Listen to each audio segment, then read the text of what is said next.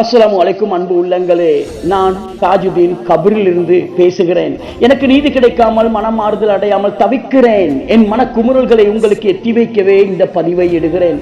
2012 வருடம் மே மாதம் 14ஆம் தேதி என்னை அடித்து ஏதோ ஒரு விஷத்தை வாயில் ஊற்றி துன்புறுத்தினார்கள். அதன் பிறகு என்னை காரில் போட்டு கார் முட்டி விபத்துக்குள்ளான மாதிரி ஏற்பாடு செய்து தீயிட்டார்கள். இந்த வழியுடன் என்னை கபரில் நீதி கிடைக்காமல் அடக்கம் செய்தார்கள்.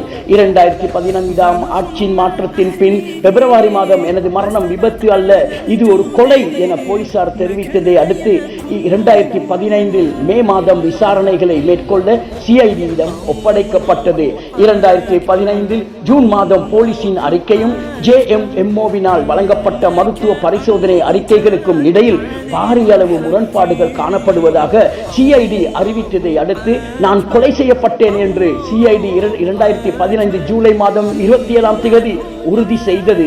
என் பற்களை உடைத்து முதுகெலும்பை முறித்து குதிகால் எலும்புகளை உடைத்து ஏதோ ஒரு கூரிய ஆயுதத்தால் என் கழுத்தில் குத்தியும் தட்டையான ஆயுதம் ஒன்றில் தாக்கியும் யாரோ ஒரு பெண்ணுடன் தொலைபேசியில் பேச வைத்துவிட்டு என்னை சித்திரவதை செய்து கொலை செய்தார்கள்.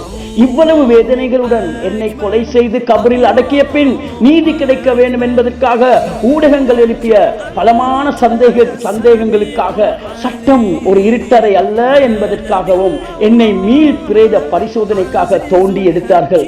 அது வரைக்கும் அல்லாஹ் தஆலா என் உடம்பு அழுகாமல் பாதுகாத்தான். மீண்டும் எடுத்தது தான் என்ன பிரயோசனம்? நீதி இன்னும் கிடைக்கவில்லையே.